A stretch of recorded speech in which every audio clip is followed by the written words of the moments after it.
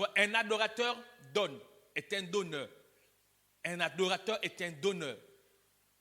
Tout ce qui adore, donne.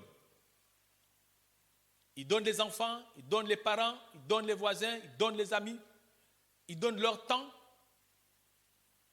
il donne leurs biens, il donne ce qu'ils ont de plus précieux. Donc un adorateur est un donneur. Il n'y a pas quelqu'un qui adore des entités, qui adore quelque chose qui ne s'est pas donné. Il n'y en a pas. Tous ceux qui adorent, donnent. Tous ceux qui vénèrent des dieux, donnent. Tous ceux qui croient en des dieux, donnent. Tous ceux qui sont sous des dieux, donnent. Chrétiens aussi, donnent. Il faut savoir que tous les principes que pratiquent les spirituels sont des principes volés et puis déformés. Ils ont tout volé dans le Seigneur. N'oubliez pas que Satan était au ciel. C'était un ange, un archange qui avait accès à la présence de Dieu. Donc, qui avait la connaissance du ciel. Et quand il a été précipité, il n'a pas perdu cette connaissance. Et quand vous regardez la Bible, ce sont eux qui ont montré aux hommes la loi du sang, le sacrifice, la sorcellerie, toutes ces choses-là. Mais les principes du ciel, ils le connaissent tous. Les occultistes savent qu'il n'y a rien que tu reçois sans donner. Ils savent ça. Ils le savent. Ce sont ceux qui donnent qui reçoivent. Ça, c'est biblique. Ils le savent. La différence entre eux et nous, ils sont plus méticuleux, ils sont plus pratiquants. Vous savez, je dis souvent, les sorciers sont les plus faibles du monde mystique. Parce qu'en fait, les sorciers, c'est en général des gens qui n'ont qu'une culture. Les Nganga, les machines, c'est les plus bizarres. Mais quand tu vois, par exemple, les magiciens, les Illuminati, tous ceux qui pratiquent la magie, les loges là, c'est des gens instruits, qui ont un niveau de culture. Mais pourquoi en fait? Parce que en fait, les gens qui ont vraiment fait l'école, normalement ont une certaine discipline, ont une certaine culture. C'est-à-dire que le fait d'avoir fait des études te donne un mode opératoire. C'est-à-dire qu'ils sont plus, comment on dit, ils sont plus étudiants. Ils étudient facilement parce qu'ils ont une culture d'études. Mais quelqu'un n'a pas fait l'école. Il est à Moulengbinza au fin fond du campement là-bas. Il ne connaît pas ce que c'est. C'est pourquoi les sorciers sont les plus bizarres, ils sont toujours les plus sales, tout ça. Mais les magiciens, ils étudient les formules. Les chrétiens n'étudient rien. Et puis ils espèrent que ça va aller. Alors qu'en fait, il dit médite, c'est étudier. Il dit médite ce livre de la loi. Et il dit quoi? Jour et nuit. Il dit quoi? Que ce livre ne se loigne pas de ta bouche. Donc, tu dois l'avoir dans l'expression, tu dois l'avoir dans le cœur, tu dois l'avoir dans ton intérieur. Ce que nous, on ne fait pas. On ne veut pas faire ça. En oubliant que tout ce que tu ne sais pas te sera préjudiciable. Tout ce que tu ignores se retournera contre toi. Tout ce que tu sais sera ton avantage. C'est pourquoi il dit dans Osée 4:6, mon peuple, il ne dit pas le peuple, il dit mon peuple est détruit parce qu'il lui manque la connaissance. Je prie dans le nom de Jésus qu'une nouvelle culture nous habite au nom de Jésus-Christ. Une nouvelle culture t'habite au nom de Jésus. Que tu sois content ou pas, j'impose la nouvelle culture en toi au nom de Jésus-Christ. Alléluia. Il faut comprendre ces choses qui marchent.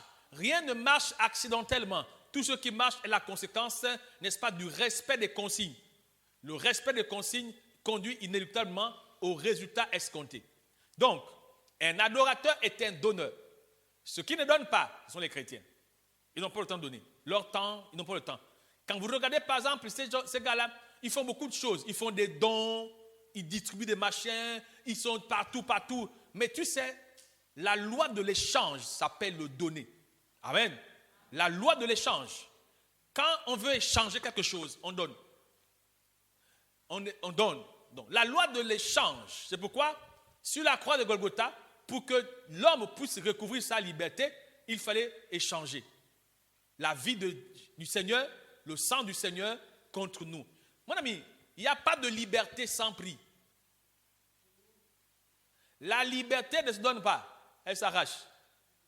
C'est pourquoi vous voyez les pays dits indépendants là, qui ont reçu la liberté, on leur a donné leur indépendance. L'indépendance ne se donne pas, elle s'arrache. C'est comme l'éducation. L'éducation ne se donne pas, mais ça, elle s'impose. On n'éduque pas quelqu'un en demandant. On lui impose les exigences de la vie. Vous savez, les enfants, vous voyez les enfants, hein? Dieu dit quoi? Il dit, il faut arracher la folie qui est attachée au corps de l'enfant en prenant quoi la verge. Les valeurs, elles s'imposent, elles ne se donnent pas. C'est pourquoi quelquefois, on est obligé de taper. On est obligé de taper, de punir pour que les valeurs s'imposent. Et c'est la même chose pour nous. C'est pourquoi nous, quand on est grand, ça doit nous faire mal. La rééducation. Quelqu'un dit Amen. Non, il n'y a personne qui croit en un Dieu qui adore, qui ne donne pas. S'il te plaît, arrête de penser que les choses marchent comme ça. Les choses ne marchent pas comme ça. Les choses marchent par conséquence. C'est-à-dire qu'il y a une raison pour laquelle les choses marchent. Il y a une raison. Tout ce qui marche, marche parce que vous participez. Si vous ne participez pas à ce qui est demandé, rien ne va se passer. Si tu viens à l'église, tu t'assois, tu ne fais rien et puis tu repars, tu ne verras rien. Quand tu es régénéré, quand Dieu renouvelle ton intelligence, tu pries différemment. Ton rythme augmente, ton rythme change.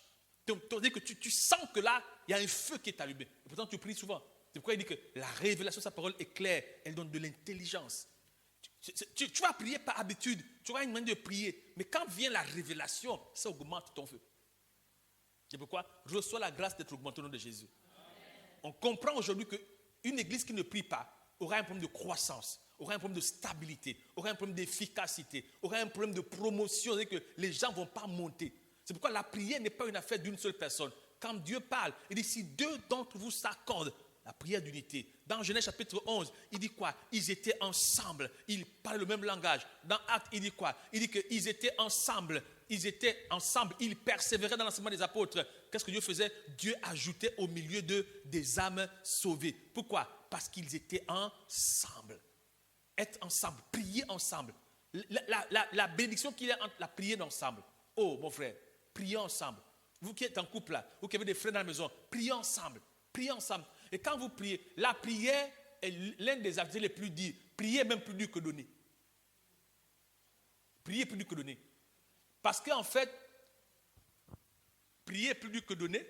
Prier est plus dur que lire, méditer la parole. Prier est plus dur que venir à l'église. Prier est plus dur que tout. Vous savez pourquoi? Parce que tout ce que tu pourras faire vient de la prière. Si tu n'as pas la prière, tu n'auras pas le reste. Si tu as la prière, tu auras le reste. Parce que la prière permet à Dieu de te façonner, de te transformer. C'est pourquoi quelqu'un qui prie, il est différent. La prière permet à Dieu de te convertir. La prière permet à Dieu de te bénir. Permet à Dieu de te sécuriser. Donc quand quelqu'un prie, il a une atmosphère dans sa vie. Pas possible. Pas possible. Quand quelqu'un prie, il a une atmosphère de dangerosité. Quand quelqu'un prie, sa prière, c'est pas comme, oh non. C'est-à-dire que ce qu'il dit, c'est comme un couteau. Quand il a prié sur toi comme ça, pouf, Dieu se passe. Pourquoi? Parce que la prière, c'est la clé de la relation. Il n'y a pas de relation sans communication. Il n'y en a pas. Donc une relation efficace est basée sur une bonne communication. Bonne communication. Et les spirituels savent que même pour toucher Satan, il faut répondre aux exigences de la prière. Tout ce que les occultistes là font, Dieu demande de faire. C'est pourquoi je t'encourage. Tu dois aimer la prière. Tu dois aimer la prière. Même quand tu es malade. Assieds-toi. Père, tu es celui qui fait grâce. Je te loue parce que tout est permis pour la gloire de ton nom. Je te loue parce que tu es fidèle. Tu as mal au corps. Tu as mal au dos. Tu respires à peine. Tu es coincé quelque part. Même quand tu es bloqué, tu dis, Père, toutes choses concourent au bien de ceux qui aiment Dieu. Ça veut dire, ça va passer.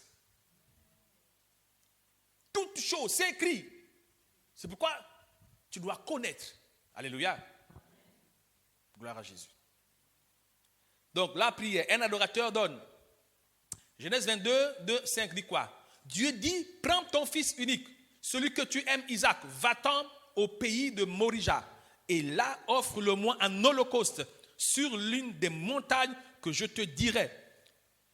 Abraham dit à ses serviteurs, restez ici. avec l'âne.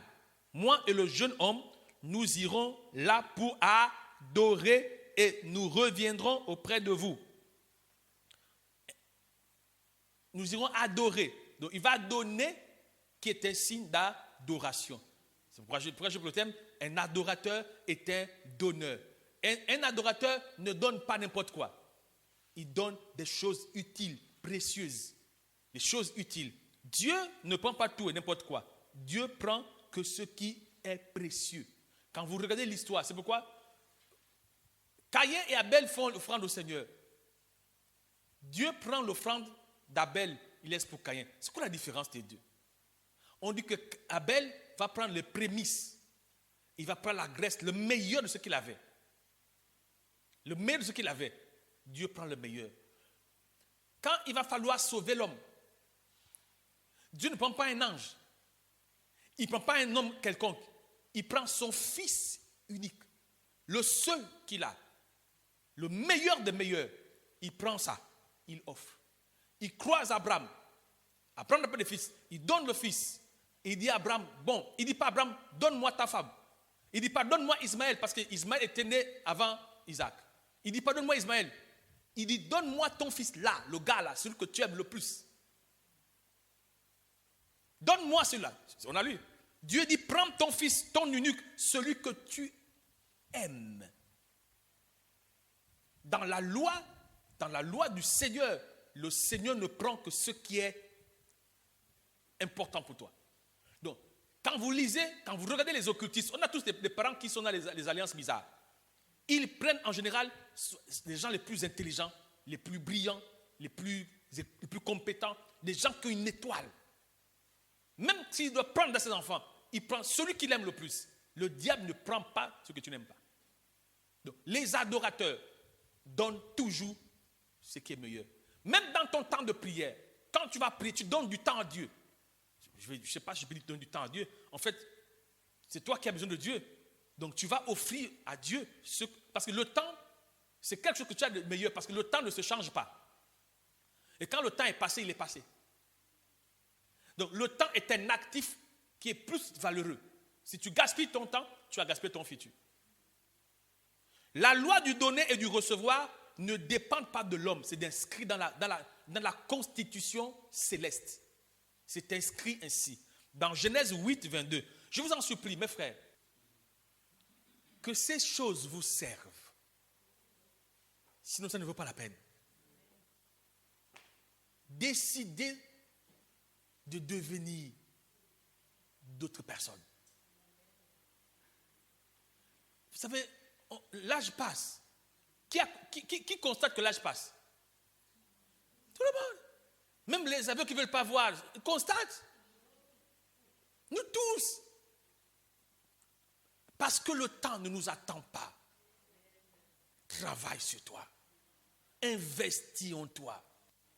Sers-toi de ces informations pour donner une valeur à la vie que tu as. C'est la seule vie que tu as. C'est la seule vie que tu as.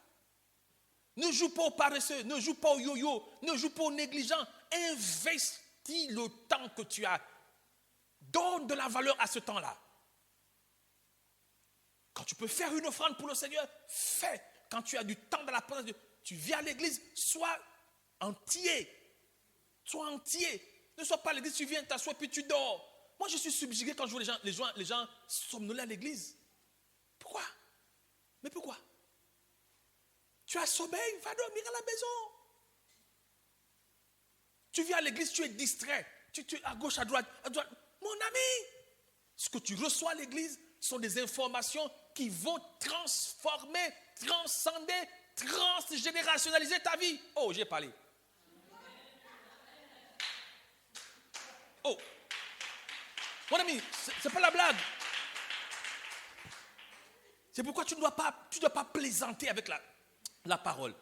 Tu ne dois pas plaisanter. Ta vie est engagée. Ton futur, tes enfants, petits-enfants, ton ciel est engagé. Amen. Il dit, tant que la terre subsistera, les semailles et la moisson, le froid et la chaleur, l'été et l'hiver, le jour et la nuit ne cesseront pas.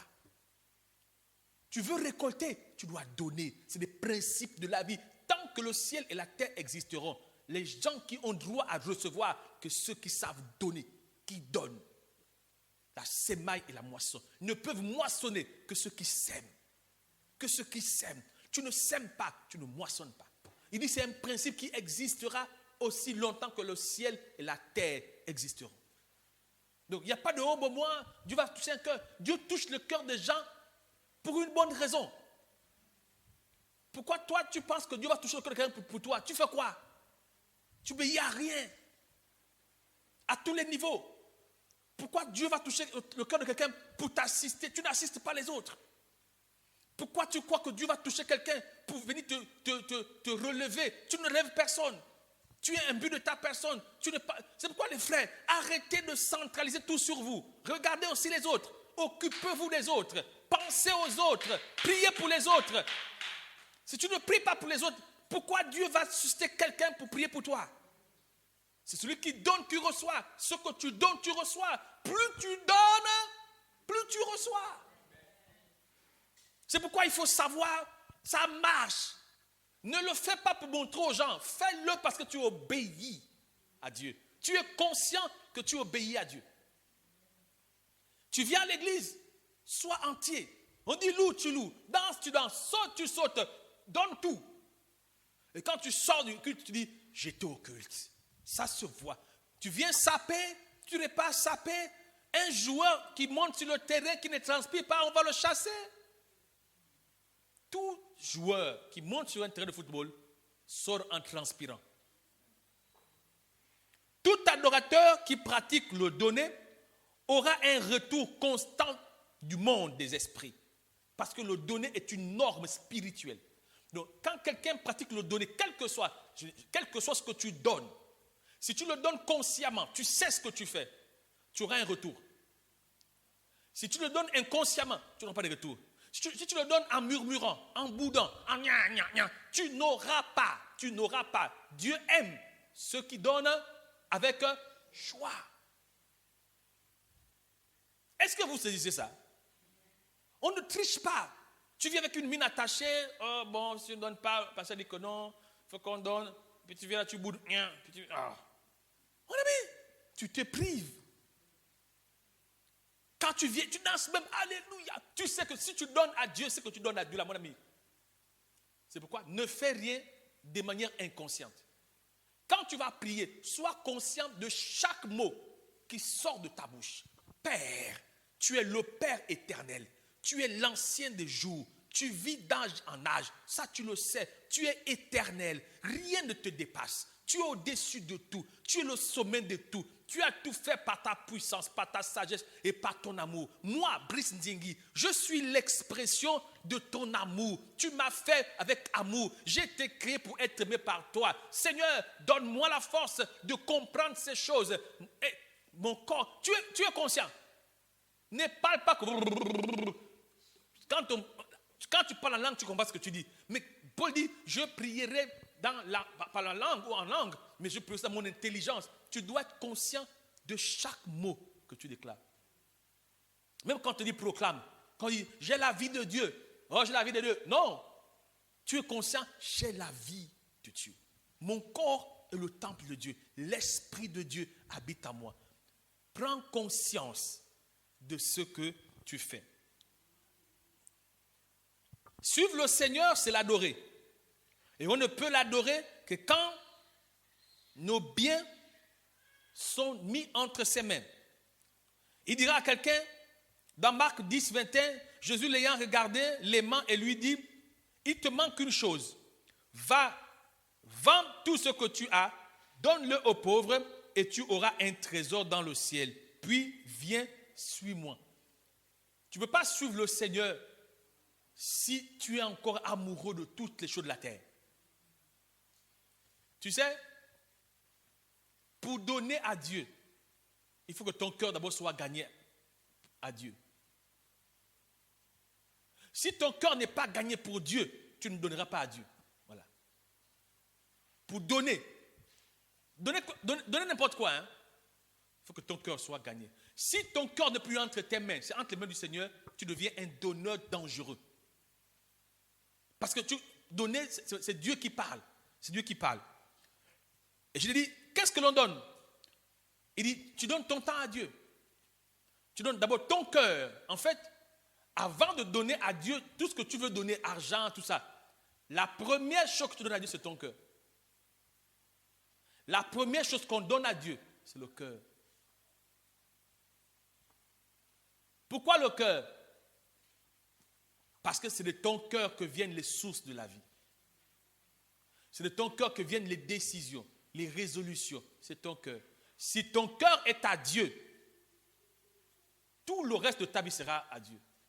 Si ton cœur sert à Dieu, tout le reste de ta vie sera à Dieu. Ta maison, tes voitures, ton argent. Pourquoi? Parce que ton cœur est la base de tes résolutions. Ton cœur est la base de tes décisions. Ton cœur est la base de tes actions. Si ton cœur ne t'appartient plus, alors tes actions, tes résolutions, ton comportement, tout ce que tu vas faire va être sous la conduite de Dieu. C'est pourquoi l'apôtre Paul dira que ce n'est plus moi qui vis, c'est Christ qui vit en moi. Si je vis par la foi, je vis pour la gloire de Dieu. Donc, si quelqu'un a donné son cœur au Seigneur, alors quelqu'un va me lire Matthieu 22, 37. Jésus lui répondit, tu aimeras le Seigneur de tout ton cœur, de toute ton âme et de toute ta pensée. Mais pourquoi? Pourquoi tu dois faire ça? Pourquoi? Parce que c'est de ton cœur que va déterminer la suite de tes résolutions. Donc, si ton cœur est gagné entièrement pour la gloire de Dieu, tu n'auras rien à cacher à Dieu. Tu sais pourquoi donner est difficile pour nous, pour la plupart? C'est que même quand on donne, on raisonne beaucoup, parce qu'en fait, ton cœur n'est pas gagné pour le Seigneur.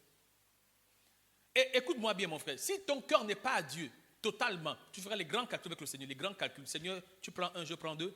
Seigneur, tu prends 1,5, moi je prends 5. Seigneur, quand là, prochainement, on va voir, là, en ce moment, je suis compliqué, tout ça est difficile. Tu vas commencer à expliquer, raisonner avec le Seigneur. Donc, si ton cœur n'est pas gagné, pour Dieu, tu feras les grands calculs avec le Seigneur. Seigneur, en ce moment, j'ai sommeil, je vais me lever à 3 heures par là. Mais en ce moment, Seigneur, si je peux, je vais dormir. Alors que lui te dit que non, il faut d'abord prier. Tu dis non, Seigneur, vraiment en ce moment, Père, tu sais, le raisonnement révèle que ton cœur n'appartient pas à Dieu. Écoute-moi, le raisonnement révèle que ton cœur n'est pas entièrement à Dieu. Paul dit, ce n'est plus moi qui vis. Comment? Si c'est toi qui vis dans ce corps, tu raisonnes. Ce n'est plus toi qui vis. Tu vas raisonner comment?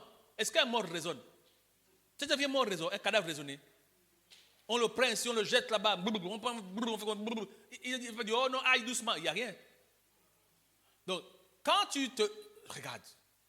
Si tu te mets à raisonner, cela révèle que ton cœur n'est pas à Dieu totalement. Quand Dieu nous parle, le langage de Dieu dans notre vie, c'est oui, amen. C'est pourquoi il dit, tu dois donner ton cœur, parce que ton cœur est la base de toutes tes réflexions. Quand tu lis Proverbe 24, 23, Proverbe 4, 23, il dit quoi? Il dit, garde ton cœur plus que toute autre chose. Pourquoi? Parce que de lui viennent les sources de la vie. Il n'a pas dit garde ton argent.